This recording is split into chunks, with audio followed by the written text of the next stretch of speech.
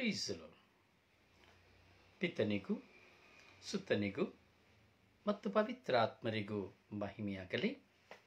ಆದಿಯಲ್ಲಿದ್ದ ಹಾಗೆ ಈಗಲೂ ಯಾವಾಗಲೂ ಸದಾಕಾಲಕ್ಕೂ ಸ್ತೋತ್ರ ಉಂಟಾಗಲಿ. ಪ್ರೀಸಲು ಪ್ರೀಸಲು.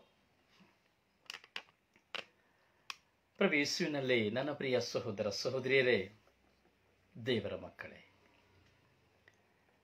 ಪ್ರಭು ಯೇಸು ಕ್ರಿಸ್ತರ ಕೃಪಾಶೀರ್ವಾದವು, ದೇವರ ಪ್ರೀತಿಯು, ಪವಿತ್ರ ಆತ್ಮರ ಅನ್ಯೋನ್ಯತೆಯು ನಿಮ್ಮೆಲ್ಲರೊಡನೆ ಇರಲಿ.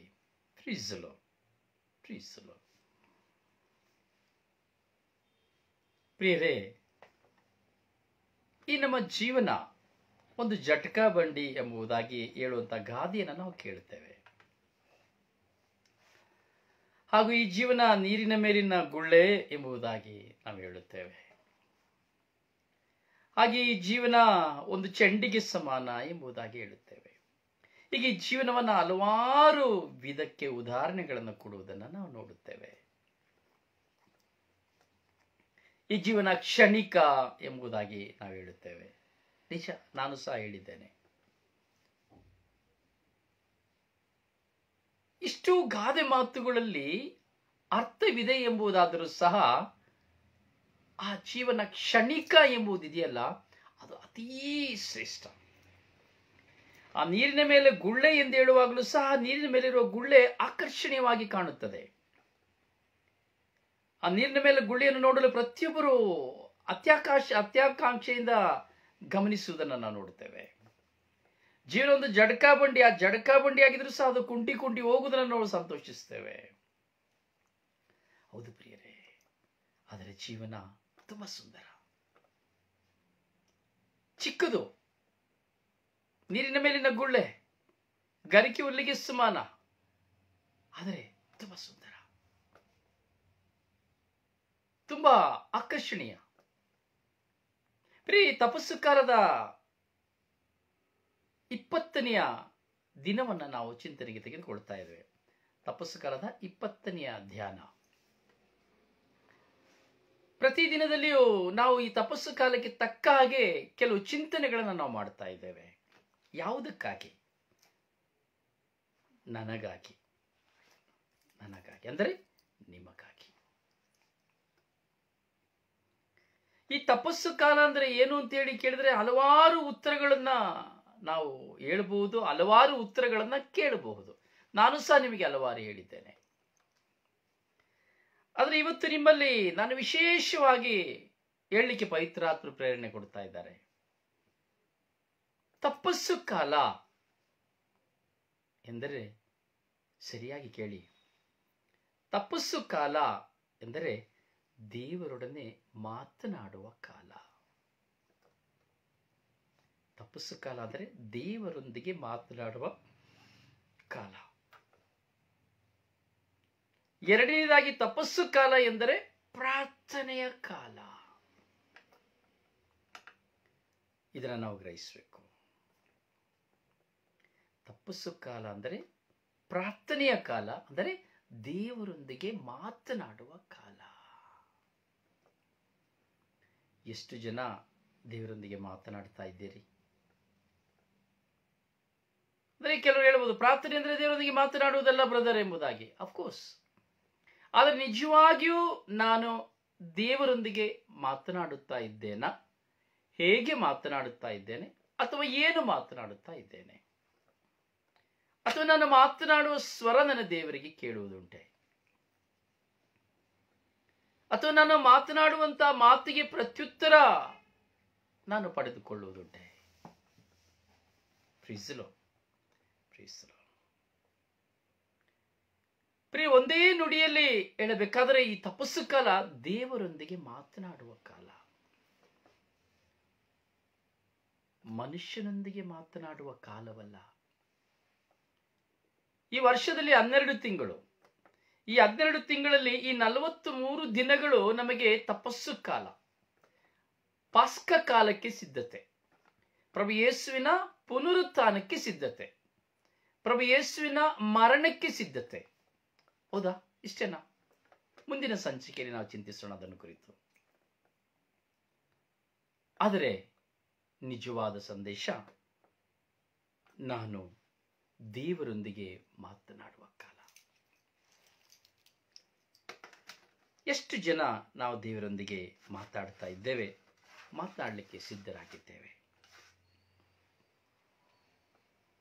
ಏನು ಮಾತನಾಡ್ತಾ ಇದ್ದೇವೆ? ಬರೀ ನನಗೆ ಬೇಕಾದ ಅವಶ್ಯಕತೆಗಳನ್ನು ಕೇಳ್ತಾ ಕೂತ್ಕೊಂಡಿದ್ದೇವಾ? ಅಥವಾ ಕುಟುಂಬದಲ್ಲಿ ಘರ್ಷಣೆ, ಕುಟುಂಬಕ್ಕಾಗಿ ಪ್ರಾರ್ಥನೆ ಮಾಡ್ತಾ ಕೂತ್ಕೊಂಡಿದ್ದೇವಾ? ಅಥವಾ ಗಂಡ ಸರಿ ಇಲ್ಲ, ಗಂಡನಿಗಾಗಿ ಉಪವಾಸ ಮಾಡಿ ಪ್ರಾರ್ಥನೆ ಮಾಡ್ತಾ ಇದ್ದೀರಾ? ಅಥವಾ ಹೆಂಡತಿ ಸರಿ ಇಲ್ಲ, ಹೆಂಡತಿಗಾಗಿ ಉಪವಾಸ ಮಾಡಿ ಪ್ರಾರ್ಥನೆ ಮಾಡ್ತಾ ಇದ್ದೀರಾ? ಅಥವಾ ಮಕ್ಕಳು ಸರಿ ಇಲ್ಲ, ಮಕ್ಕಳಿಗಾಗಿ ಉಪವಾಸ ಮಾಡಿ ಪ್ರಾರ್ಥನೆ ಮಾಡ್ತಾ ಇದ್ದೀರಾ? ಅಥವಾ ಕೆಲಸ ಇಲ್ಲ, ಕೆಲಸ ಸಿಗ್ಲಿಕ್ಕಾಗಿ ಉಪವಾಸ ಮಾಡಿ ಪ್ರಾರ್ಥನೆ ಮಾಡ್ತಾ ಇದ್ದೀರಾ? ಸೊ ಯಾವುದಕ್ಕಾಗಿ ಪ್ರಾರ್ಥಿಸ್ತಾ ಇದ್ದೇನೆ? ಇದಾವುದು ತಪಸ್ಸು ಕಾಲಕ್ಕೆ ಸಂಬಂಧಪಟ್ಟದ್ದಲ್ಲ. ಎಷ್ಟೋ ಜನ ನೋಡಬೇಕು, ಒಂದು ವ್ಯಕ್ತಿಗಾಗಿ ಭಾರವಹಿಸಿ ತಪಸ್ಸು ಕಾಲದಲ್ಲಿ ಪ್ರಾರ್ಥನೆ ಮಾಡ್ತಾರೆ. ಇದು ಒಂದು ವ್ಯಕ್ತಿಗಾಗಿ ಮಾಡತಕ್ಕಂತ ಕಾಲವಲ್ಲ, ಒಂದು ವ್ಯಕ್ತಿಗಾಗಿ ಪ್ರಾರ್ಥನೆ ಮಾಡುವಂತ ಕಾಲವಲ್ಲ, ನಿನಗಾಗಿ ಮಾಡುವಂತಹ ಕಾಲ. 365 ದಿನಗಳಲ್ಲಿ 322 ದಿನಗಳು ನಿನಗಾಗಿ, ಪರರಿಗಾಗಿ, ನಿನಗಾಗಿ ಪ್ರಾರ್ಥಿಸಿ. ಹೌದಾ? ಇಲ್ಲ, ಪರರಿಗಾಗಿ ಪ್ರಾರ್ಥಿಸಿ. ಈ 43 ದಿನಗಳು ನೀನು ನಿನಗಾಗಿ ಪ್ರಾರ್ಥಿಸುವ ಕಾಲ, ನಾನು ನನಗಾಗಿ ಪ್ರಾರ್ಥಿಸುವ ಕಾಲ. ಪ್ರಿಯರೇ, ಯಾವ ಮನುಷ್ಯನ ಪ್ರಾರ್ಥನೆಯಿಂದ ಯಾವ ವ್ಯಕ್ತಿಯು ಬದಲಾವಣೆ ಆಗಲು ಸಾಧ್ಯವಿಲ್ಲ. ದೇವರ ಕರುಣೆಯಿಂದ ಮಾತ್ರ ಒಂದು ವ್ಯಕ್ತಿ ಬದಲಾವಣೆ ಆಗಲು ಸಾಧ್ಯ. ಆದರೆ ಪ್ರಾರ್ಥಿಸುವುದು ನಮ್ಮ ಕರ್ತವ್ಯವಷ್ಟೇ, ಅಷ್ಟೇ. ಪ್ರತಿಫಲ ಉಂಟು ಎಂಬುದಾಗಿ ನಾವು ದೇವರ ವಾಕ್ಯದಲ್ಲಿ ನಾವು ನೋಡುತ್ತೇವೆ. ಪ್ರತಿಫಲ ಇಲ್ಲ ಎಂಬುದಾಗಿ ಹೇಳುವುದಿಲ್ಲ. ಆದರೆ ಈ ತಪಸ್ಸು ಕಾಲ ನನಗಾಗಿ ದೇವರು ಕೊಟ್ಟಂತಹ ಕಾಲ, ಧರ್ಮಸಭೆ ನನಗಾಗಿ ಕೊಟ್ಟಿರುವಂತಹ ಕಾಲ. ನಾವು ಈ 40 ದಿವಸದ ಉಪವಾಸಗಳನ್ನು ನೋಡುವಾಗ ನಾವು ಯೆರೆಮೀಯನನ್ನು ಸಹ ನಾವು ನೋಡಬಹುದು 40 ದಿವಸ, ದಾವೀದನನ್ನು ನೋಡಬಹುದು 40 ದಿವಸ, ಯೇಸು ಸ್ವಾಮಿಯನ್ನು ನೋಡಬಹುದು 40 ದಿವಸ. ದಾವೀದನು ಒಮ್ಮೆ ಅಲ್ಲ, 2 ಸಾರಿ ತಪಸ್ಸು ಕಾಲ. ಈ 3 ವಾಕ್ಯಗಳನ್ನ ನಾವು ಗಮನಕ್ಕೆ ತೆಗೆದುಕೊಳ್ಳುವುದಾದರೆ, ಮೊಟ್ಟ ಮೊದಲಿಗೆ ಪ್ರಭು ಯೇಸುವನ್ನ ನಾವು ತೆಗೆದುಕೊಳ್ಳುವುದಾದರೆ, ಆ ಬೆಂಗಾಡಿದ್ರೆ ಭಯಂಕರವಾದ ಕಾಡಿನಲ್ಲಿ ಪ್ರಭು ಯೇಸು 40 ದಿನ ಉಪವಾಸ ಮಾಡಿದರು. ಬೆಂಗಾಡು ಅಂದ್ರೆ ದಿಟ್ಟ ಫಾರೆಸ್ಟ್ ಅಂತ ಹೇಳೋದು, ಥಿಕ್ ಫಾರೆಸ್ಟ್. ಅಲ್ಲಿ ಬಿಸಿಲಿರ್ಲಿಲ್ಲ, ಬೆಂಗಾಡಲ್ಲಿ ಮರಗಳಿರ್ತಾ ಇತ್ತು. ಅದರಿಂದ ಯೇಸು ಸ್ವಾಮಿ ಬಿಸಿಲಲ್ಲೇ ಇದ್ರು ಅಂತೇಳಿ ಎಲ್ಲೋ ಕೆಲವರು ಹೇಳುವಂಥದ್ದು ನಾವು ನೋಡ್ತೇವೆ. ಮರುಭೂಮಿಯಲ್ಲಿ ಯೇಸು ಸ್ವಾಮಿ ತಪಸ್ಸು ಮಾಡಲಿಕ್ಕೆ ಹೋಗ್ಲಿಲ್ಲ, ಉಪವಾಸ ಮಾಡಿ ಪ್ರಾರ್ಥನೆ ಮಾಡಲಿಕ್ಕೆ ಹೋಗ್ಲಿಲ್ಲ. ಬೆಂಗಾಡಿಗೆ ಹೋದರು. ತಣ್ಣನೆಯ ವಾತಾವರಣ, ಒಳ್ಳೆಯ ಗಾಳಿ, ಆದರೆ ಉಪವಾಸ ಮಾಡಿದರು. ಆ 40 ದಿನ ಯಾವ ವ್ಯಕ್ತಿಯೊಡನೆ ಯೇಸು ಸ್ವಾಮಿ ಮಾತನಾಡಲಿಲ್ಲ. ಆ 40 ದಿನ ಪ್ರಭು ಯೇಸು ಯಾವ ಮನುಷ್ಯನ ಗಮನಕ್ಕೆ ಹೋಗಲಿಲ್ಲ. ಏಕಾಂಗಿಯಾಗಿ ಆ ಬೆಂಗಾಡಿನಲ್ಲಿ ಪ್ರಭು ಯೇಸು ಅಲ್ಲಿ ಉಪವಾಸ ಮಾಡಿದರು, ಪ್ರಾರ್ಥನೆ ಮಾಡಿದರು. ಆದರೆ ಸಂಜೆ ಆಗುವಾಗ ದೇವದೂತರು ಬಂದು ಅವರನ್ನ ಏನ್ ಮಾಡ್ತಾ ಇದ್ರು? ಪೋಷಿಸುತ್ತಾ ಇದ್ದರು ಎಂಬುದಾಗಿ ದೇವರ ವಾಕ್ಯ ಹೇಳುತ್ತದೆ. ಅಂದ್ರೆ ದೇವರೊಡನೆ ಮಾತನಾಡುತ್ತಾ ಇದ್ದರು. ಯೇಸು ಸ್ವಾಮಿ ಏಕಾಂಗಿತನದಲ್ಲಿದ್ದು ದೇವರೊಡನೆ ಮಾತನಾಡುತ್ತಾ ಇದ್ದರು. ಯಾವುದಕ್ಕಾಗಿ ಅಂದರೆ ತನ್ನ ಮರಣದ ಸಿದ್ಧತೆಗಾಗಿ, ತಮ್ಮ ಜೀವಿತದಲ್ಲಿ ಬಹಿರಂಗ 3 ವರ್ಷದ ಬಹಿರಂಗ ಜೀವಿತದಲ್ಲಿ ಎಲ್ಲವನ್ನು ಜಯಿಸಲು, ಅದ್ಭುತಗಳನ್ನು ಮಾಡಲು, ದೇವರ ಮಹಿಮೆಯನ್ನು ಸಾರಲು, ತನ್ನ ರಕ್ತವನ್ನು ಸುರಿಸಲು, ತನ್ನ ಪ್ರಾಣವನ್ನು ಕೊಡಲು ಸಿದ್ಧತೆಗಾಗಿ 40 ದಿನಗಳು ಪ್ರಭು ಯೇಸು ಉಪವಾಸ ಪ್ರಾರ್ಥನೆ ಮಾಡಿದರು. ಉಪವಾಸ ಎನ್ನುವುದಕ್ಕಿಂತ ಹೆಚ್ಚಾಗಿ ನಾವು ಹೇಳಬೇಕಾಗಿರುವಂಥದ್ದು, ದೇವರೊಡನೆ ಮಾತನಾಡಿದರು. ದೇವರೊಡನೆ ಯೇಸು ಸ್ವಾಮಿ ಮಾತನಾಡಿದರು, ಮನುಷ್ಯರೊಂದಿಗೆ ಮಾತನಾಡಲಿಲ್ಲ. ಹಾಗೆ ನಾವು ಈ ತಪಸ್ಸು ಕಾಲವನ್ನು ಆರಂಭಿಸಿದ್ದೇವೆ. 20ನೇ ದಿನದ ಧ್ಯಾನವನ್ನು ಧ್ಯಾನಿಸ್ತಾ ಇದ್ದೇವೆ. ನಾನು ನಿಮ್ಮ ಮುಂದೆ ಹೇಳ್ತಾ ಈ ತಪಸ್ಸು ಕಾಲ ನಾವು ದೇವರೊಂದಿಗೆ ಮಾತನಾಡುವ ಕಾಲ. ಎಷ್ಟು ಜನ, ಒಂದು ವಾಕ್ಯ ಇವತ್ತು ನಾನು ಧ್ಯಾನಿಸಿದೆ, ಅದು ಅಧ್ಯಾಯ ಮರ್ತು ಹೋಯಿತು. ಆದಿಕಾಂಡದಿಂದ ನಾನು ನೋಡ್ತಾ ಬರಬೇಕಾದ್ರೆ ಒಂದು ವಾಕ್ಯ ಹೇಳ್ತದೆ, ನಾನು ರಾತ್ರಿಯೆಲ್ಲ ಹಾಸಿಗೆಯಲ್ಲಿ ಮಲಗಿ ನಾನು ಮಾಡಿದ ಪಾಪಗಳನ್ನ ನಾನು ಆಲೋಚಿಸುತ್ತಾ ಇದ್ದೆ. ನೋಡಿ ಪ್ರಿಯರೇ, ನಾನು ಇವತ್ತು ಹಾಸಿಗೆಯಲ್ಲಿ ಮಲಗಬೇಕು. ಹೌದಾ? ಮಲಗಿದ್ರೆ ಕೆಲಸ ಮಾಡ್ತಿದ್ರೆ ಅಂದ್ರೆ ಮಲಗಬೇಕು ಅಂದ್ರೆ ನೀವು ಎಲ್ಲಿಗೂ ಹೋಗ್ಬೇಡಿ, ಹೇಗೆ ಮಲ್ಕೊಂಡಿರಕ ಇಲ್ಲ, ಅದೆಲ್ಲ ಬೇಡ, ನಮಗೆ ಕ್ರಾಸ್ ಕ್ವಶನ್ಸ್ ಬೇಡ. ಈ 40 ದಿನ ನಾನು ನನ್ನ ದೇವರೊಡನೆ ಮಾತನಾಡಬೇಕು. ನನ್ನ ಪಾಪಗಳನ್ನ ನೆನಪಿಸಿಕೊಂಡು, ದೇವರಿಗೆ ವಿರುದ್ಧವಾದುದನ್ನು ನಾನು ಮಾಡಿದ್ದನ್ನು ನೆನಪಿಸಿಕೊಂಡು, ಪರರಿಗೆ ವಿರುದ್ಧವಾದುದನ್ನು ಮಾಡಿದ್ದನ್ನು ನೆನಪಿಸಿಕೊಂಡು, ಪರರಿಗೆ ನಾನು ಮಾಡಿದ ದ್ರೋಹವನ್ನು ನೆನಪಿಸಿಕೊಂಡು, ಮೋಸ ವಂಚನೆಯನ್ನು ನೆನಪಿಸಿಕೊಂಡು ದೇವರೊಡನೆ ಮಾತನಾಡಬೇಕು. ಬೆಳಗಿನಿಂದ ಸಂಜೆ ತನಕ ಫೋನಲ್ಲೇ ಮಾತಾಡಿ ಒಬ್ಬರಾದ್ಮೇಲೆ ಮಾತಾಡಿ ನಾನು ಉಪವಾಸ ಇದ್ದೀನಪ್ಪ, ನಾನು ಫಾಸ್ಟಿಂಗ್ ಅಪ್ಪ, ಏನು ಪ್ರಯೋಜನವಿಲ್ಲ. ನಿನ್ನ ಮನಸ್ಸು ಏಕಾಗ್ರತೆಯಾಗಬೇಕು, ಏಕಾಂಗಿತನಕ್ಕೆ ಹೋಗಬೇಕು. ನಿನ್ನ ಮನಸ್ಸು ಯಾರೊಂದಿಗೂ ನೀನು ಮಾತನಾಡಬಾರದು. ದೇವರೊಂದಿಗೆ ಮಾತ್ರ ಒಂದು ಸಂವಾದವನ್ನು ಬೆಳೆಸಿಕೊಳ್ಳಬೇಕು. ದೇವರೇ ನನ್ನ ಮೇಲೆ ಕರುಣೆ ತೋರಿ ಎಂಬ ಪ್ರಾರ್ಥನೆ, ದೇವರ ನನ್ನ ಮೇಲೆ ದಯೆ ತೋರಿ ಎಂಬ ಪ್ರಾರ್ಥನೆ, ಹಾಗೂ ದೇವರೊಂದಿಗೆ ನನ್ನ ಅಂತರಾಳವನ್ನು ತೆರೆದು ನನ್ನಲ್ಲಿ ಬಿಟ್ಟು ಬಿಡಲಾಗದಂತ ಬಲಹೀನತೆಗಳನ್ನ ಪ್ರಭುವಿಗೆ ಸಮರ್ಪಿಸುತ್ತಾ, ದೇವಾ ಇವುಗಳಿಂದ ನನಗೆ ಬಿಡುಗಡೆಯನ್ನು ಕೊಡು, ದೇವಾ ಇವುಗಳಿಂದ ನನಗೆ ಪಶ್ಚಾತ್ತಾಪವನ್ನು ಪಡುವಂತ ಸಂದರ್ಭವನ್ನು ಕೊಟ್ಟಿದ್ದೀಯಾ ಸ್ವಾಮಿ, ನನ್ನ ಮೇಲೆ ಕರುಣೆ ತೋರಿ ಎಂಬುದಾಗಿ ಈ ದಾವೀದನು 40 ದಿವಸ ತನ್ನ ಕೋಣೆಯಲ್ಲಿ ಮಲಗಿಕೊಂಡು ಉಪವಾಸ ಮಾಡಿದಂತೆ, ದೇವರ ಮುಂದೆ ಪ್ರಾಯಶ್ಚಿತ್ತ ಮಾಡಿದಂತೆ. ಮೊದಲನೇ ಹಂತದಲ್ಲಿ ನಾವು ನೋಡುತ್ತೇವೆ ದಾವೀದ ಮೊದಲನೇ ಸರಿ 40 ದಿನ ಉಪವಾಸ ಮಾಡಿದ. ಯಾಕೆ ಮಾಡಿದ? ಸ್ವಾರ್ಥಕ್ಕಾಗಿ ಮಾಡಿದ. ಸರಿಯಾಗಿ ಗಮನಿಸಬೇಕು. ಊರಿನ ಹೆಂಡತಿಯು ಗರ್ಭಿಣಿಯಾಗುವಾಗ ದೇವರು ಹೇಳಿದ್ರು, ನಿನಗೆ ಹುಟ್ಟುವಂತ ಮಗು ಸತ್ತು ಹೋಗುತ್ತಾನೆ, ಅವನು ಬದುಕುವುದಿಲ್ಲ. Is goes to dye.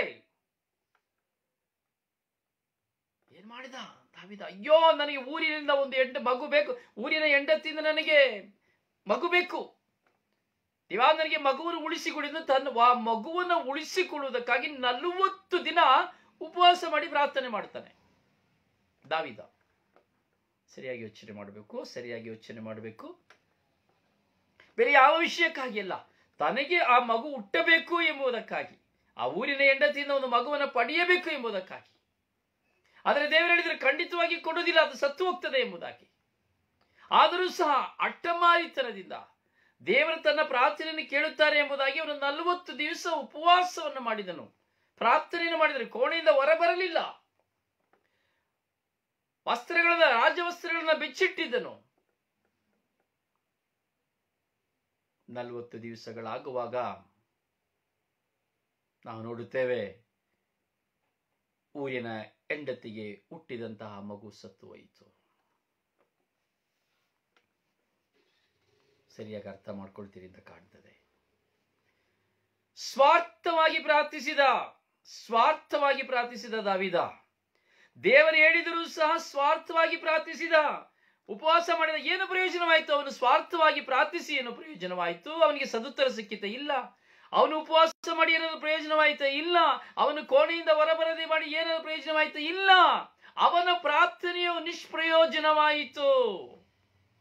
ದೇವರ ಅಲ್ಲ ಎಂದು ಹೇಳಿದರೂ ಸಹ ನನಗೆ ಬೇಕು ಎಂದು ದೇವರು ಮನಕರಗುತ್ತಾರೆ, ದೇವರು ನಿಜವಾಗಿ ಪರಿವರ್ತನೆ ಹೊಂದುತ್ತಾರೆ, ನನಗೆ ನಿಜವಾಗಿ ಸಂತತಿಯನ್ನು ಕೊಡುತ್ತಾರೆ ಎಂಬುದಾಗಿ ಎಣಿಸಿದಂತ ದಾವೀದನ ಆ ಕನಸು, ವಿಶ್ವಾಸ ಭಗ್ನವಾಯಿತು. ಹೀಗೆ ಹೇಳಿ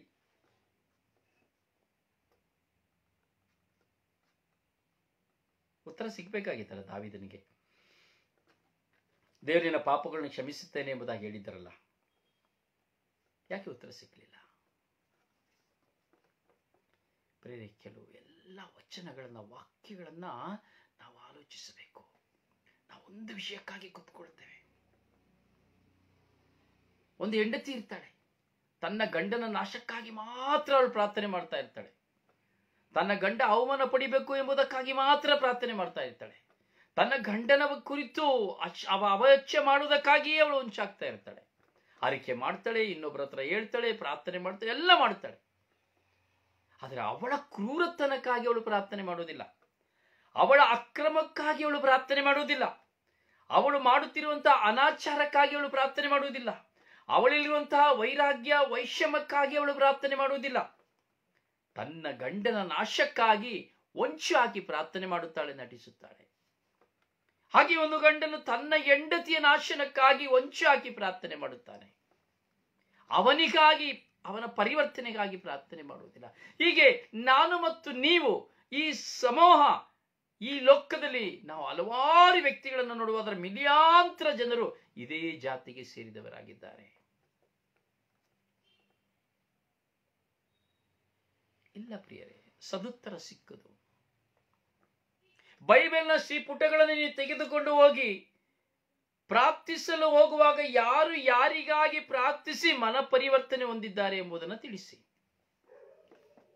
ಯಾರು ಯಾರಿಗಾಗಿ ಉಪವಾಸ ಮಾಡಿ, ತ್ಯಾಗ ಮಾಡಿ, ಅವರು ಪಾಪವನ್ನು ಬಿಟ್ಟುಬಿಟ್ರು, ಕೆಟ್ಟದನ್ನ ಬಿಟ್ಟುಬಿಟ್ರು, ಕೊಲೆ ಮಾಡೋದನ್ನ ಬಿಟ್ಟುಬಿಟ್ರು, ಅವರು ಮತ್ತೊಬ್ಬರು ಪ್ರಾರ್ಥನೆ ಮಾಡಿ ಬದಲಾವಣೆಯಾದವರು ಬೈಬಲ್ನ ಶ್ರೀಪುಟದಲ್ಲಿ ಯಾರಿದ್ದಾರೆ ಅಂತ ಆಲೋಚಿಸಿ ನೋಡಿ. ಪ್ರಿಯರೇ, ಇಲ್ಲಿ ಯಾರ ತಿರಸ್ಕಾರವನ್ನು ಕುರಿತಲ್ಲ, ಅಥವಾ ಯಾರ ಪ್ರಾರ್ಥನೆಯನ್ನು ನಿರಾಕರಿಸಿ ಎಲ್ಲ ಮಾತನಾಡುತ್ತಾ ಇರುವಂಥದ್ದು. ಸತ್ಯವನ್ನು ಒಳಗೊಂಡು ನಾವು ಚಿಂತಿಸುತ್ತಾ ಇದ್ದೇವೆ. ಈ ತಪಸ್ಸು ಕಾಲ ದೇವರೊಂದಿಗೆ ನಾನು ಮಾತನಾಡುವ ಕಾಲ, ನನಗೂ ದೇವರಿಗಿರುವಂತಹ ಒಂದು ಸಂಬಂಧವನ್ನು ಬೆಳೆಸಿಕೊಳ್ಳುವ ಕಾಲ.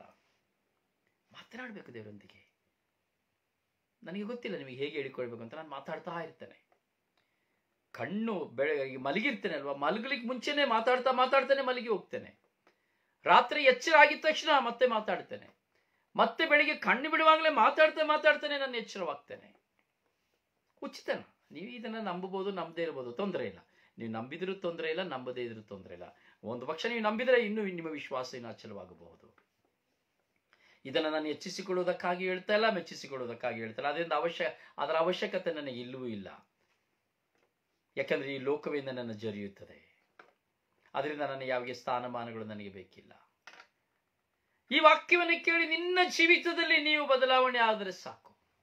ದೇವರ ವಾಕ್ಯವನ್ನ ಅರಿತುಕೊಂಡರೆ ಸಾಕು. ಮ್ಯಾಜಿಕ್ ಅಲ್ಲ ಈ ಸ್ವರ್ಗೀಯ ಯಾತ್ರೆ, ಮ್ಯಾಜಿಕ್ ಅಲ್ಲ. ಈ ಸ್ವರ್ಗೀಯ ಯಾತ್ರೆ ಬೆಂಕಿ ಸುಡುತ್ತದೆ. ಹೀಗೆ ನಾವು ದೇವರೊಂದಿಗೆ ನಾವು ಏನೇ ತಪ್ಪು ಮಾಡಿರಬಹುದು. ದಾವೀದನಂತೆ ತಪ್ಪು ಮಾಡಿ ಏನೂ ಗೊತ್ತಿಲ್ಲದವರೆಗೆ ನಾವು ನಟಿಸ್ತಾ ಇರಬಹುದು. ಆದರೆ ದೇವರು ನಾತಾನನ್ನ ಕಳಿಸಿದ್ರು. ಹಾಗೆ ನನ್ನ ಬಳಿ ಒಂದು ನಾತಾನನ್ನ ಕಳಿಸ್ತಾರೆ, ನಿಮ್ಮ ಬಳಿ ಒಂದು ನಾತಾನನ್ನ ಕಳಿಸ್ತಾರೆ. ಅಯ್ಯೋ, ಇದುವರೆಗೂ ಯಾರು ಬರಲಿಲ್ಲ. ಆ ನಾತಾನನು ಯಾರಾಗಿ? ನಿನ್ನ ಮನಸ್ಸಾಕ್ಷಿಯಾಗಿರುತ್ತಾನೆ. ನಿನ್ನ ಮನಸ್ಸಾಕ್ಷಿಯು ನಿನ್ನನ್ನು ಚುಚ್ಚುತ್ತದೆ. ನೀನು ತಪ್ಪು ಮಾಡಿದೆ ಎಂಬುದಾಗಿ ನನ್ನ ಮನಸ್ಸಾಕ್ಷಿ ನಾನು ತಪ್ಪು ಮಾಡುವಾಗ ನನ್ನನ್ನು ಚುಚ್ಚುತ್ತಲೇ ಇರುತ್ತದೆ. ಆದರೆ ದೇವರು ನಿನ್ನೊಡನೆ, ನಿನ್ನ ಮನಸ್ಸಾಕ್ಷಿಯ ಮೂಲಕವಾಗಿ, ನನ್ನ ಮನಸ್ಸಾಕ್ಷಿಯ ಮೂಲಕವಾಗಿ ನನ್ನೊಡನೆ ಮಾತನಾಡುವಂತ ಶಬ್ದವಾಗಿರುತ್ತದೆ.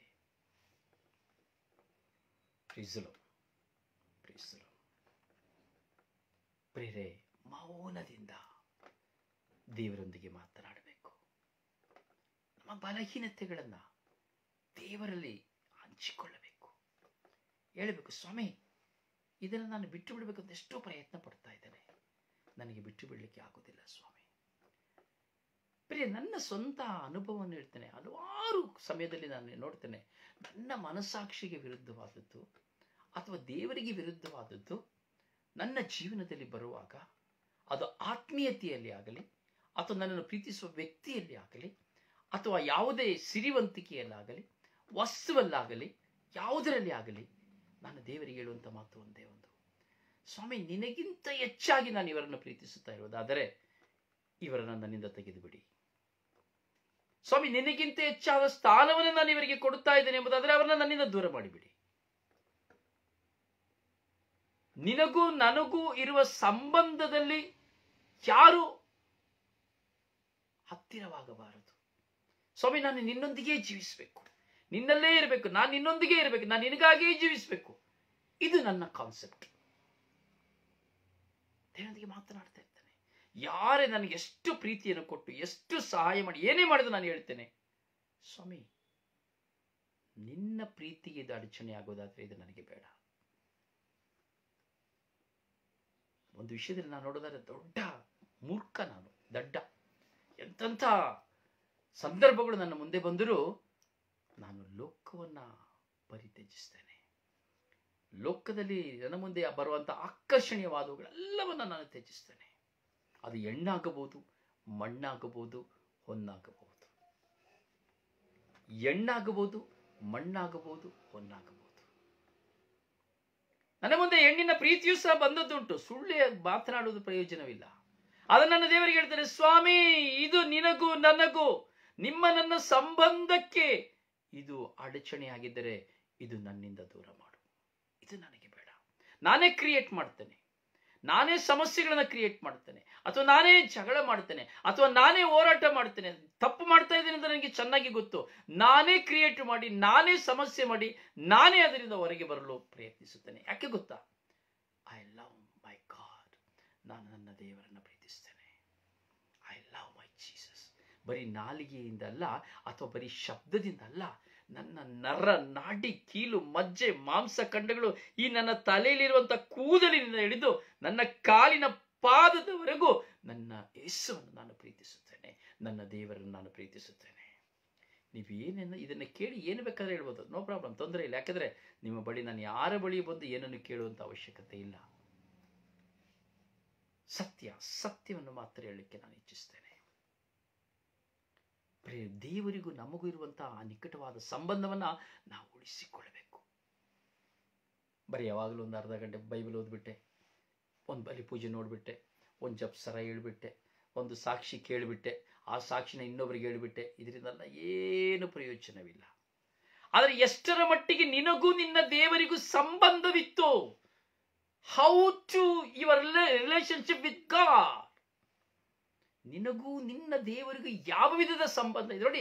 ಈಗ ನಿಮಗೆ ನನಗೂ ಸಂಬಂಧ ಇದೆ ಅಂತೇಳಿ ನನ್ನ ಬಾಯಲ್ಲಿ ಬರೀ ನಾನು ಪ್ರಾರ್ಥನೆ ಮಾಡ್ತೀನಿ, ನಾನು ಹಾಗೆ ಮಾಡಿ ಶುಭ ಸಂದೇಶ ಸಾರ್ತೀನಿ, ಯೂಟ್ಯೂಬಲ್ಲಿ ಬರ್ತದೆ, ಫೇಸ್ಬುಕ್ಕಲ್ಲಿ ಬರ್ತದೆ, ವಾಟ್ಸಪ್ಪಲ್ಲಿ ಬರ್ತದೆ, ಎಲ್ಲ ಬರ್ತದೆ ಅಂತೇಳಿ ಎಲ್ಲವನ್ನ ಮಾಡಿ ನಾನು ದೂಷಿಸ್ತಾ ಕುತ್ಕೊಂಡ್ರೆ, ನಿಂದಿಸ್ತಾ ಕುತ್ಕೊಂಡ್ರೆ, ಅವಹೇಳನ ಮಾಡ್ತಾ ಕುತ್ಕೊಂಡ್ರೆ, ಸೇಡು ತೀರಿಸ್ತಾ ಕುತ್ಕೊಂಡ್ರೆ, ಹಗೆತನ ಮಾಡ್ತಾ ಕುತ್ಕೊಂಡ್ರೆ, ಮತ್ತೊಬ್ಬರನ್ನು ಶಪಿಸ್ತಾ ಕುತ್ಕೊಂಡ್ರೆ ಏನಾದರೂ ಪ್ರಯೋಜನವಿದೆಯೇ?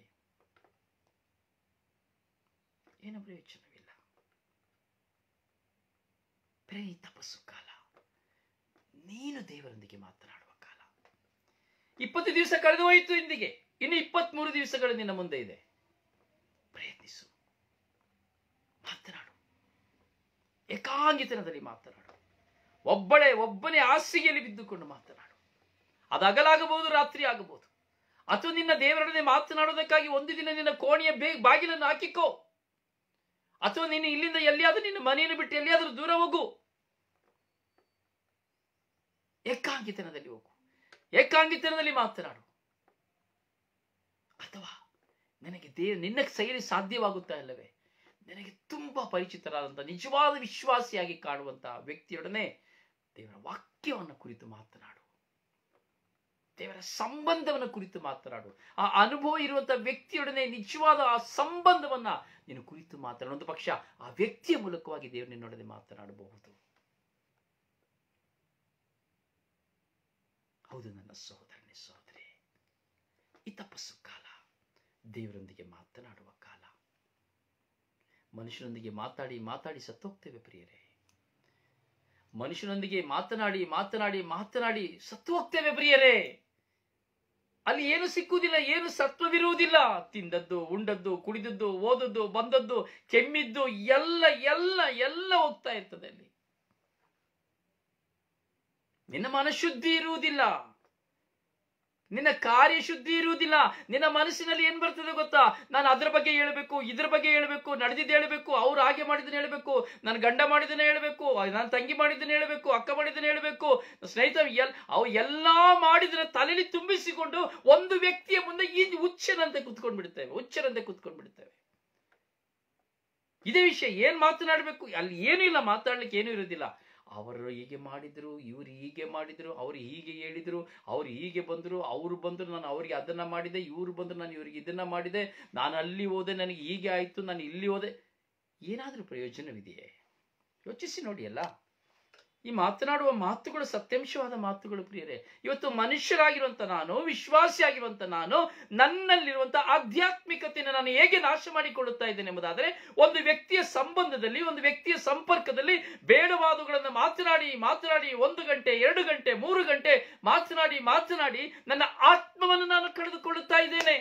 Amen, hallelujah, amen, hallelujah, praise the Lord. ಹೌದಲ್ಲ ಸಿಲ್ವಿಯಾ? ಸಮಯವನ್ನು ಕಳ್ಕೊಳ್ತಾ ಇದ್ದೇವೆ. We are all wasting my valuable times. ಅತ್ಯಮೂಲ್ಯವಾದ ಬೆಲೆಭರಿತವಾದಂತಹ ಸಮಯವನ್ನು ಕಳೆದುಕೊಳ್ತಾ ಇದ್ದೇವೆ. ಇದು ನಮಗೆ ಗೊತ್ತಾಗ್ತಾ ಇಲ್ಲ. ಸೈತಾನ ಇಲ್ಲಿ ಕ್ರಿಯೆ ಮಾಡ್ತಾ ಇದ್ದಾನೆ, ಮತ್ತೊಬ್ಬರ ಬಗ್ಗೆ ಮಾತನಾಡುವುದಕ್ಕಾಗಿ ಉಪಯೋಗಿಸುವಂಥದ್ದು, ಮತ್ತೊಬ್ಬರ ಕೊರತೆ ಹೇಳುವುದಕ್ಕಾಗಿ ಉಪಯೋಗಿಸುವಂಥದ್ದು. ಹೌದು ಪ್ರಿಯರೇ, ನನ್ನ ಅನುಭವವನ್ನು ಸಹ ಇಲ್ಲಿ ಕೂಡಿಸಿಟ್ಟು ಮಾತನಾಡುತ್ತಾ ಇದ್ದೇನೆ. ನನ್ನ ಜೀವಿತದ ಈ ಪ್ರಾಯದಲ್ಲಿ ನಾನು ಅನುಭವಿಸಿದ ಅನುಭವವು ಕಣ್ಣಿನಿಂದ ನೋಡಿದಂತ ಅನುಭವವನ್ನು ಕುರಿತು ನಿಮ್ಮ ಮುಂದೆ ಮಾತನಾಡುತ್ತಾ ಇದ್ದೇನೆ. ಯೋಚಿಸು ನನ್ನ ಸಹೋದರ ಸಹೋದರಿ, ಈ ತಪಸ್ಸು ಕಾಲ ನೀನು ನಿನ್ನ ದೇವರೊಡನೆ ಮಾತನಾಡುವ ಕಾಲ. ನಿನ್ನ ಅವಶ್ಯಕತೆ, ನಿನ್ನ ಬಲಹೀನತೆ, ನಿನ್ನ ಸ್ವಾರ್ಥವಾಗಿ ಪ್ರಾರ್ಥನೆ ಮಾಡಬೇಡಿ, ಮಾತಾಡಬೇಡಿ. ನನಗೆ ಮನೆ ಬೇಕು, ಮಠ ಬೇಕು, ಕೆಲಸ ಬೇಕು, ದುಡ್ಡು ಬೇಕು, ಗಂಡ ನೋಡಿ, ಹೆಂಡತಿ ನೋಡಿ, ಮಕ್ಕಳು ನೋಡಿ, ಅಕ್ಕ ನೋಡಿ, ತಮ್ಮ ನೋಡಿ, ಗುರು ನೋಡಿ, ಸಾಮ್ಯಾರ್ ನೋಡಿ, ಇದೆಲ್ಲ ಡೊಳ್ಳು ಪೊಳ್ಳು ಇದೆಲ್ಲ ನಿಮಗೆ ಅವಶ್ಯಕತೆ ಇಲ್ಲ. ಈ ಕಾಲ ನೀನು ನಿನ್ನ ದೇವರೊಂದಿಗೆ, ನಾನು ನನ್ನ ದೇವರೊಂದಿಗೆ ಸಂವಾದವನ್ನು ಬೆಳೆಸಿಕೊಂಡು ಒಂದು ಕಾಂಪ್ರಮೈಸ್, ಬನ್ನಿ ವಾದ ಮಾಡೋಣ, ನಾವಿನ್ನೂ ವಾದ ಮಾಡೋಣ ಎಂಬುದಾಗಿ ದೇವರ ವಾಕ್ಯ ಹೇಳುತ್ತದೆ. ಸ್ವಾಮಿ ನಾನು ಪಾಪ ಮಾಡಿದೆ, ಹೌದು ಸ್ವಾಮಿ, ಒಪ್ಪಿಕೊಳ್ಳಿ. ಸ್ವಾಮಿ ನಾನು ದ್ರೋಹ ಮಾಡಿದೆ, ಹೌದು ಸ್ವಾಮಿ, ವಾದ ಮಾಡಿ ದೇವರೊಂದಿಗೆ, ಹೌದು ಸ್ವಾಮಿ ನಾನು ಬಲಹೀನ, ನಾನು ಮಾಡಿದೆ, ನಾನು ಜಗಳ ಮಾಡ್ತೀನಿ ಸ್ವಾಮಿ ಹತ್ರ. ತಪ್ಪು ಮಾಡಿದಾಗೆ ನಿಮ್ಮ ಹತ್ರ ಎಷ್ಟು ನಾನು ಪ್ರಾರ್ಥನೆ ಕೇಳಿದ್ದೇನೆ, ನಿಮ್ಮ ಹತ್ರ ನಾನು ಎಷ್ಟು ಮಾತನಾಡಿದ್ದೇನೆ, ನಿಮ್ಮನ್ನು ಎಷ್ಟು ಸಹಾಯ ಕೇಳುತ್ತೇನೆ, ನಿಮ್ಮಲ್ಲಿ ಎಷ್ಟು ಯಾವ್ದು ನನ್ನನ್ನು ಯಾಕೆ ಹೀಗೆ ಮಾಡಿಸಿದ್ರಿ, ಯಾಕೆ ನನಗೆ ಹೀಗೆ ಕೋಪ ಕೊಟ್ರಿ, ಯಾಕೆ ನೀನು ನನ್ನ ಪಾಪ ಮಾಡಲಿಕ್ಕೆ ಹೀಗೆ ಬಿಟ್ರಿ ಎಂಬುದಾಗಿ ನಾನು ದೇವರಲ್ಲಿ ಪ್ರಶ್ನೆಗಳನ್ನು ಕೇಳುತ್ತಲೇ ಇರ್ತೇನೆ, ದಿನ ಕೇಳುತ್ತೇನೆ. ಒಂದೊಂದು ತಪ್ಪು ನಡೆಯುವಾಗಲೂ ನಾನು ದೇವರಲ್ಲಿ ಕೇಳ್ತೇನೆ. ನನ್ನ ಪ್ರಾರ್ಥನೆಯಲ್ಲಿ ಶೋಧನೆ ಬರುವಾಗಲೂ ಹೇಳ್ತೇನೆ, ಯಾಕೆ ನಾನು ನಿಮ್ಮ ಮುಂದೆ ಅಲ್ವಾ ಕುಳಿತುಕೊಂಡಿದ್ದು, ನಿಮ್ಮಲ್ಲಿ ಅಲ್ವಾ ಮಾತನಾಡ್ತಾ ಇದ್ದೀರಿ, ಯಾಕೆ ನನ್ನ ಮನಸ್ಸನ್ನು ತೆರಳ ಬಿಟ್ರಿ ನೀವು, ನನ್ನ ಮನಸ್ಸನ್ನು ಯಾಕೆ ನೀವು ಲೋಕದ ಕಡೆಗೆ ಕಳುಹಿಸಿದಿರಿ, ಕೇಳ್ತೇನೆ. ಕೇಳಿ ಕೊನೆಗೆ ಏನ್ ಮಾಡ್ತೇನೆ ಗೊತ್ತಾ, ಅವರ ತಲೆಯ ಮೇಲೆ ಹಾಕಿಬಿಡ್ತೇನೆ. ನನಗೆ ಗೊತ್ತಿಲ್ಲ, ನಾನು ನಿನ್ನ ಮುಂದೆ ಬಂದಿದ್ದೇನೆ, ನಿನಗೆ ಕೊಡಬೇಕಾಗಿರೋ ಸಮಯನ ಕೊಡ್ತಾ ಇದ್ದೇನೆ, ನನಗೆ ನಿನ್ನ ಹತ್ರ ಮಾತಾಡೋಕ್ಕಾಗ್ತಾ ಇಲ್ಲ, ಅದರಿಂದ ಮೌನವಾಗಿ ಕೂತ್ಕೊಳ್ತೇನೆ. ಈಗ ನನ್ನ ಮನಸ್ಸಲ್ಲಿ ಏನು ಚಿಂತೆ ಬಂದರೆ ಅದೇ ನಿನಗೆ ಪ್ರಾರ್ಥನೆ ಹೇಳಿ ಮೌನವಾಗಿ ಕೂತ್ಕೊಂಡು ಬಿಡ್ತೇನೆ. ಪ್ರಿಯರೇ, ದೇವರೊಂದಿಗೆ ಮಾತನಾಡಬೇಕು. ಆ ಅನುಭವ ನಿಮಗೆ ಗೊತ್ತಿಲ್ಲ. ಆ ಸಮಯ ಹೇಗೆ ಹೋಗ್ತದೆ ಗೊತ್ತುಂಟಾ? ನೀವು ಮೊಬೈಲ್ ನೋಡಿದ್ರೆ ಸಮಯ ಹೋಗುದಿಲ್ಲ. ಅನುಭವ. ನಿನ್ನ ದೇವರೊಡನೆ ಮಾತನಾಡಿ. ನಿಮ್ಮಲ್ಲಿ ಏನು ಕೆಟ್ಟದಿದೆಯೋ, ನನ್ನಲ್ಲಿ ನಿಮ್ಮಲ್ಲಿ ಏನು ಕೆಟ್ಟದಿದೆಯೋ ಅದನ್ನು ಬಿಟ್ಟು ಬಿಡಲಿಕ್ಕೆ ದೇವರ ಸಹಾಯವನ್ನು ಯಾಚಿಸಿ. ನೀವು ಯಾರನ್ನ ದ್ವೇಷಿಸ್ತಾ ಇದ್ದೀರೋ ಅವ್ರನ್ನ ಪ್ರೀತಿಸಲಿಕ್ಕೆ ದೇವರಿಗೆ ಹೇಳಿ. ನೀವು ಯಾರನ್ನ ಶತ್ರುವಾಗಿ ಎಣಿಸಿದ್ದೀರೋ ಅವ್ರನ್ನ ಮಿತ್ರರಾಗಿ ಜೀವಿಸಲಿಕ್ಕೆ ಹೇಳಿ. ಕೊರತೆಗಳನ್ನ ಇಟ್ಕೊಂಡು ಹೋಗಬೇಡಿ, ಕಂಪ್ಲೇಂಟ್ಸ್ನ ಇಟ್ಕೊಂಡು ಹೋಗಬೇಡಿ, ಇನ್ನೊಬ್ಬರನ್ನ ಕಂಪ್ಲೇಂಟ್ಸ್ನ ಇಟ್ಕೊಂಡು ದೇವರ ಹತ್ರ ಯಾವತ್ತೂ ಹೋಗಬೇಡಿ.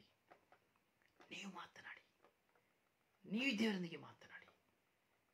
ಫ್ಯೂಚರ್ ಪ್ಲಾನ್ ಹೇಗೆ ಒಂದು ಗಂಡ ಹೆಂಡತಿ ಎಲ್ಲ ಇರ್ಬೇಕಾದ್ರೆ ಒಂದು ಫ್ಯೂಚರ್ ಪ್ಲಾನ್ ಮಾಡ್ತೀರ, ಹಾಗೆ ದೇವರೊಂದಿಗೆ ಕುಳಿತು, ಸ್ವಾಮಿ ನಾನು ಈ ಜೀವನದಲ್ಲಿ ನಾನು ಏನ್ ಮಾಡಬೇಕು, what I do, where I go, how to pray, how to praise, how to listen. ಕೇಳಿ, ಮಾತನಾಡಿ, ನಿಮಗೋಸ್ಕರ ಮಾತನಾಡಿ. ಈ ತಪಸ್ಸು ಕಾಲ ದೇವರೊಂದಿಗೆ ಮಾತನಾಡುವ ಕಾಲ. ಬಿಟ್ಬಿಡಿ, ಇನ್ನೊಬ್ಬರ ಬಗ್ಗೆ ಗಂಟೆಗಟ್ಟಲೆ ವೇಸ್ಟ್ ಮಾಡಬೇಡಿ. ಫೋನ್ನ ಇಟ್ಕೊಂಡು ಗಂಟೆಗಟ್ಟಲೆ ಒಬ್ಬರಾದ್ಮೇಲೆ ಒಬ್ರು ಮಾತಾಡಬೇಡಿ. ನೀವು ಮಾತಾಡೋದೇ ಇಷ್ಟೇನೆ.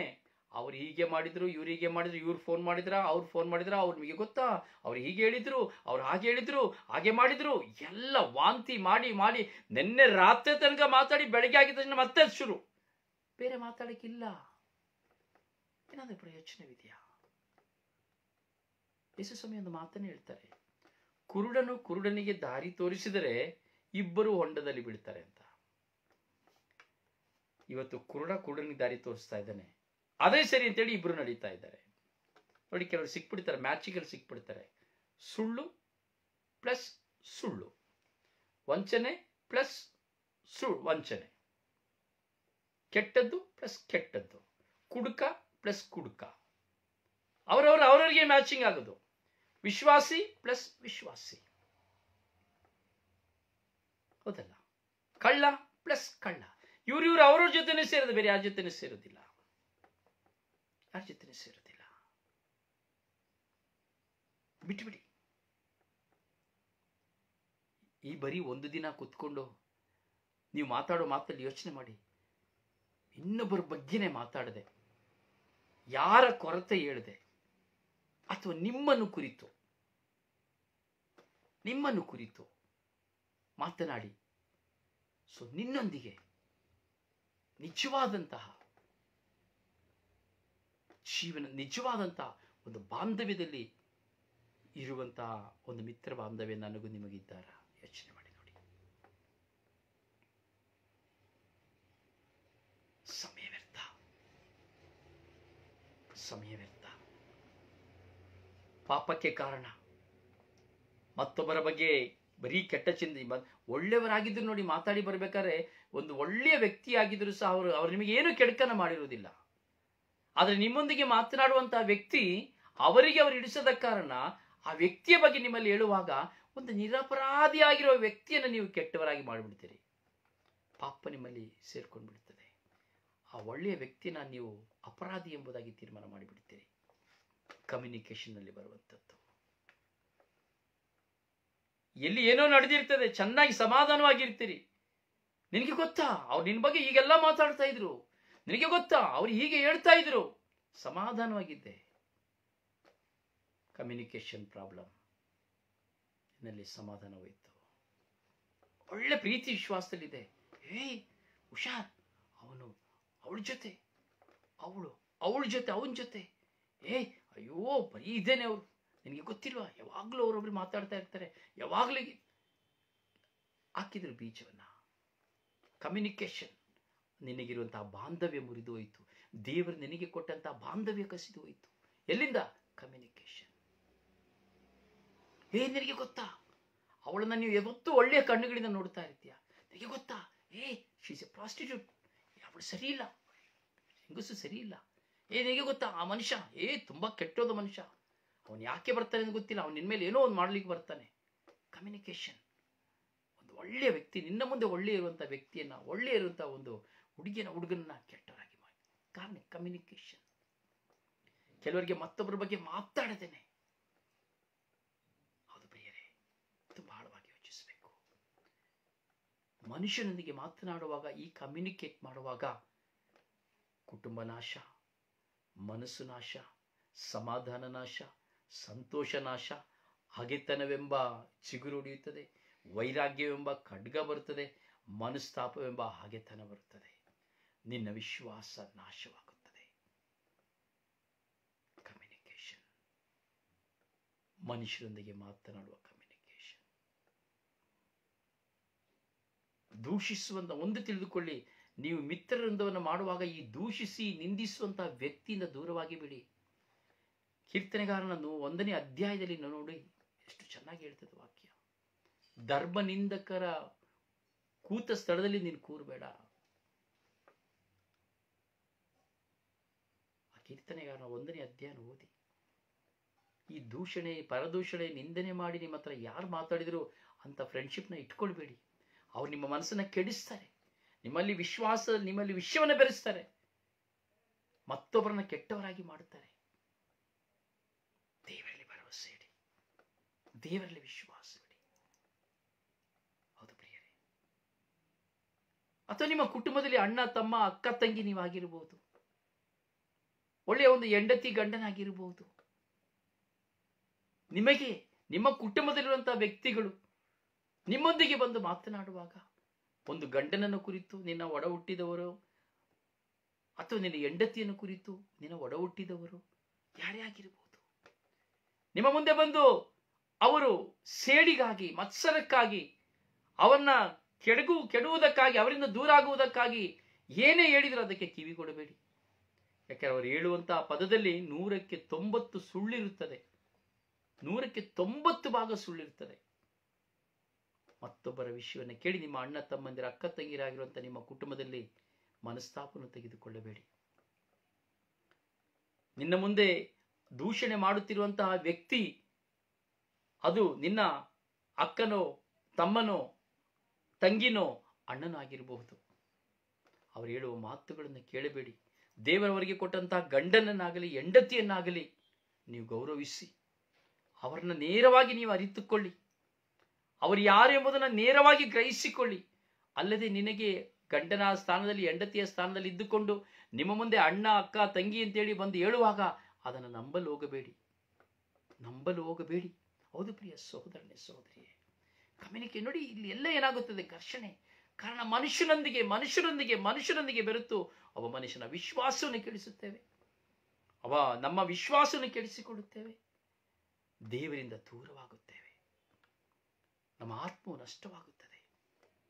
ಹೌದು ನನ್ನ ಸಹೋದರನೇ, ಸಹೋದರಿಯೇ, ನಾವು ಯೋಚಿಸಬೇಕು, ಚಿಂತಿಸಬೇಕು.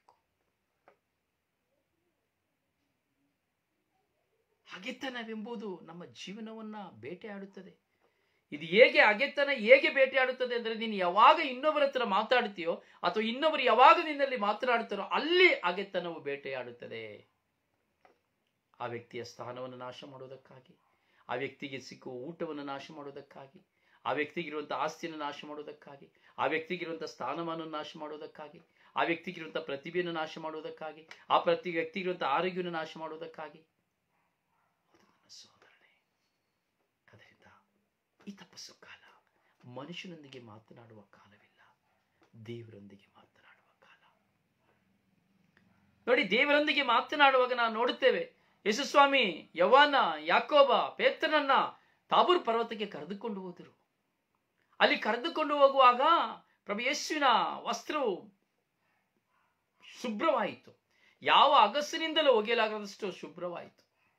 ಅಲ್ಲಿ ಅಬ್ರಹಾಮನನ್ನ, ಎಲಿಯನನ್ನ ನೋಡಿದಂತಹ, ಯೇಸುವನ್ನು ನೋಡಿದಂತಹ ಶಿಷ್ಯ ಹೇಳಿದ್ರು, ಸ್ವಾಮಿ ನಾವು ಇಲ್ಲೇ ಇದ್ದು ಬಿಡೋಣ, ಈ ಗುಡ್ಡದಲ್ಲಿ ಇದ್ದು ಬಿಡೋಣ, 3 ಗುಡಾರವನ್ನು ನಾನು ಕಟ್ತೇನೆ, ನಿಮಗೊಂದು, ಎಲಿಯನಿಗೊಂದು, ಅಬ್ರಹಾಮನಿಗೊಂದು. ನೋಡಿ, ಅವರಿಗಾಗಿ ಅವರು ಕಟ್ತೇನೆ ಅಂತ ಹೇಳಲಿಲ್ಲ. ಅಂದ್ರೆ ಅಷ್ಟು ಪ್ರಸನ್ನವಾಗಿತ್ತು ಅವರ ಕಮ್ಯುನಿಕೇಶನ್. ಮಾತನಾಡ್ತಾ ಇದ್ರು, ಮಾತನಾಡುವ ಶಬ್ದ ಕೇಳ್ತಿ, ಈತನ ನನ್ನ ಮಗನು, ಈತನ ನನ್ನ ಪ್ರಿಯನು, ಪರಮ ಪ್ರಿಯನು, ನನ್ನ ಮೆಚ್ಚುಗೆಗೆ ಪಾತ್ರನು. ಆ ದೇವರ ಪ್ರಸನ್ನತೆಯಲ್ಲಿ ತುಂಬಿಕೊಂಡಾಗ ಅವರು ಆ ಬೆಟ್ಟವನ್ನು ಇಳಿದು ಬರಲು ಅವರು ಆಸೆನೆ ಪಡಲಿಲ್ಲ. ಇಲ್ಲಿ ಒಂದು ಗುಡಾರ ಕಟ್ತೇವೆ ಅಂತ ಹೇಳಿದ್ರು. ಯೇಸುಸ್ವಾಮಿ ಶಿಷ್ಯರು ಯೇಸುವನ್ನು ಬಿಟ್ಟು ಹೋಗಲಿಲ್ಲ, ಯಾಕಂದ್ರೆ ಅವರ ಜೊತೆಲೇ ಇದ್ರು, ಅದಕ್ಕೆ ಅವರು ಪಾಪಕ್ಕೆ ಹೋಗಲೇ ಇಲ್ಲ. ಕಮ್ಯುನಿಕೇಶನ್, ಯೇಸುವಿನೊಂದಿಗೆ ಮಾತನಾಡ್ತಾ ಇದ್ರು, ಲೋಕದ ಪರವಾಗಿ ಹೋಗಲಿಲ್ಲ. ಅದರಿಂದ ತಪ್ಪಿಸಿಕೊಂಡನೊಬ್ಬನೇ ಒಬ್ಬ ಇಸ್ಕಾರಿತ ಯೂದ ಲೋಕಕ್ಕೆ ಹೋದ, ಲೋಕದ ಚಿಂತನೆಗೆ ಬಲಿಯಾದ, ಹಣಕ್ಕೆ ಬಲಿಯಾದ. ಆದರೆ 11 ಜನ ಲೋಕಕ್ಕೆ ಬಲಿಯಾಗಲಿಲ್ಲ. ಕಾರಣ ಅವರು ಯೇಸುವೊಂದಿಗೆ ಇದ್ದರು, ಯೇಸುವಿನಲ್ಲೇ ಮಾತನಾಡುತ್ತಾ ಇದ್ದರು, ಯೇಸು ಹೇಳುವುದನ್ನೇ ಕೇಳುತ್ತಾ ಇದ್ದರು, ಯೇಸು ಮಾಡುವುದನ್ನೇ ನೋಡುತ್ತಾ ಇದ್ದರು. ಹೌದು ನನ್ನ ಸಹೋದರನೇ, ಸಹೋದರಿಯೇ, ದೇವರೊಂದಿಗೆ ಮಾತನಾಡಿ. ಈ ಅಮೂಲ್ಯವಾದ ಈ ದಿವಸಗಳು ನೀವು ದೇವರೊಂದಿಗೆ ಮಾತನಾಡುವ ಕಾಲವಾಗಲಿ. ಮನುಷ್ಯನೊಂದಿಗೆ ಮಾತನಾಡುವುದನ್ನು ನಿಲ್ಲಿಸಿರಿ. ಸತ್ಯವನ್ನ ನಿಮಗೆ ದೇವರು ಕೊಟ್ಟಂತ ಅಥವಾ ಕೊಡುವಂತ, ಅಥವಾ ಯಾರು ಕೊಡದೆ ಹೋಗಿದ್ರು ಸಹ ದೇವನಿಗೆ ಹೇಳಿ, ಸ್ವಾಮಿ ನನಗೆ ಒಂದು ಒಳ್ಳೆಯ ಸಂಗಾತಿಯನ್ನು ಕೊಡಿ, ಒಳ್ಳೆಯ ಫ್ರೆಂಡ್ಶಿಪ್ ಅನ್ನು ಕೊಡಿ, ನಿನ್ನಲ್ಲಿ ಸೇರಲು ಕಾರಣವಾದಂತಹ ಒಂದು ವ್ಯಕ್ತಿಯನ್ನು ನನಗೆ ಕೊಡಿ. ಅವರ ಮೂಲಕವಾಗಿ ನಾನು ನಿನ್ನನ್ನು ಅರಿತುಕೊಳ್ಳುವಂತೆ, ನಿನ್ನನ್ನು ಪ್ರೀತಿಸುವಂತೆ ನನ್ನನ್ನು ಅನುಗ್ರಹಿಸಿ ಎಂಬುದಾಗಿ ಕೇಳಿ ಪ್ರಿಯರೇ. ಹೌದು, ತುಂಬಾ ಕಷ್ಟ, ನೀವು ತಿಳ್ಕೊಂಡಿರೋದಲ್ಲ. ಒಂದು ನಿಜವಾದ ವಿಶ್ವಾಸಿಯೊಂದಿಗೆ ನಿಮ್ಮ ಸಂಬಂಧ ಅತಿ ಶ್ರೇಷ್ಠವಾದದ್ದು. ಅಲ್ಲಿ ಹಣದ ಮೋಹವಿರಬಾರದು, ಕಾಮನೆ ಇರಬಾರದು, ಸ್ಥಾನಮಾನಗಳ ಅಧಿಕಾರವಿರಬಾರದು, ದಬ್ಬಾಳಿಕೆ ಇರಬಾರದು. ಅಂತ ಒಂದು ವಿಶ್ವಸ್ತ ವ್ಯಕ್ತಿಗಾಗಿ ದೇವರಲ್ಲಿ ಪ್ರಾರ್ಥಿಸಿ. ಖಂಡಿತವಾಗಿ ದೇವರು ನಿಮಗೆ ಕೊಡುತ್ತಾರೆ. ದೇವರ ಮುಖಾಂತರವಾಗಿ ನಿಮ್ಮನ್ನು ಮಾತನಾಡುತ್ತಾರೆ. ದೇವರು ನಿಮ್ಮನ್ನು ಆಶೀರ್ವದಿಸಲಿ. ನಿಮಗಾಗಿ ಪ್ರಾರ್ಥಿಸುವ ನಿಮ್ಮ ಸೇವಕ ಬ್ರದರ್ ರೊಜಾರಿಯೋ ಪಾಡೋಪುರ ಈ 20ನೇ ಧ್ಯಾನವನ್ನು ಆಲಿಸ್ತಾ ಇದ್ದೀರಿ. ಇನ್ನೊಮ್ಮೆ ಕೇಳಿ. ಅರ್ಧದಲ್ಲಿ ಬಂದಿರೋರು ಇದ್ದೀರಿ, ಮುಕ್ಕಾಲು ಭಾಗದಲ್ಲಿ ಬಂದಿರೋರು ಇದ್ದೀರಿ. ಕೇಳಿ, ಪೂರ್ಣವಾಗಿ ಕೇಳಿ. ದೇವರು ನಿಮ್ಮನ್ನು ಆಶೀರ್ವದಿಸಲಿ. May God bless you. Praise god.